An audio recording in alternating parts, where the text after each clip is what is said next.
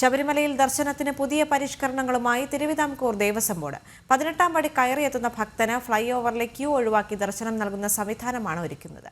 കൊടിമരച്ചുവട്ടിൽ നിന്നും ശ്രീകോവിലിന് മുന്നിലേക്ക് അയ്യപ്പന്മാരെ നേരിട്ട് കടത്തിവിടുന്ന രീതി പരീക്ഷണാടിസ്ഥാനത്തിൽ മീനമാസ പൂജയ്ക്ക് നട തുറക്കുമ്പോൾ നടപ്പാക്കും. 18-ാം പടി കയറി ഇടത്തേക്ക് തിരിഞ്ഞ് ഫ്ലൈ ഓവറിൽ ക്യൂ നിന്ന് ദർശനം നടത്തുന്ന നിലവിലെ രീതിക്ക് മാറ്റം വരുത്താനാണ് പുതിയ സംവിധാനം. പുതിയ രീതി പ്രകാരം കൊടിമരത്തിന്റെ ഇരുവശത്തും കൂടി 2 നിരയായി അയ്യപ്പന്മാരെ കടത്തിവിട്ട് ബലിക്കൽ പുര വഴി മുന്നോട്ട് നീങ്ങാം. 2 വരികളെയും വേർതിരിക്കാൻ നീളത്തിൽ കാണിക്കവഞ്ചി സ്ഥാപിക്കും.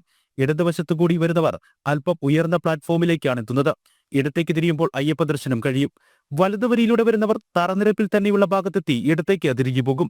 2 വരികളിലുമുള്ളവർ തമ്മിൽ കൂടിക്കലർന്ന് തിരക്കുണ്ടാകാത്ത തരത്തിലാണ് ക്രമീകരണം.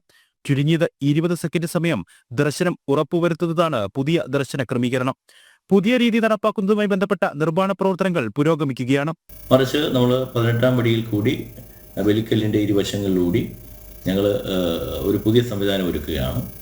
അങ്ങനെ അത് സക്സസ് ആയി വന്നാൽ ഒരു ഭക്തന് ഏതാണ്ട് 20 മുതൽ 25 സെക്കൻഡ് വരെ ഭഗവാനെ തൊഴുവാൻ സാധിക്കുമെന്നുള്ളതാണ് ഇതിൻ്റെ പ്രത്യേകത.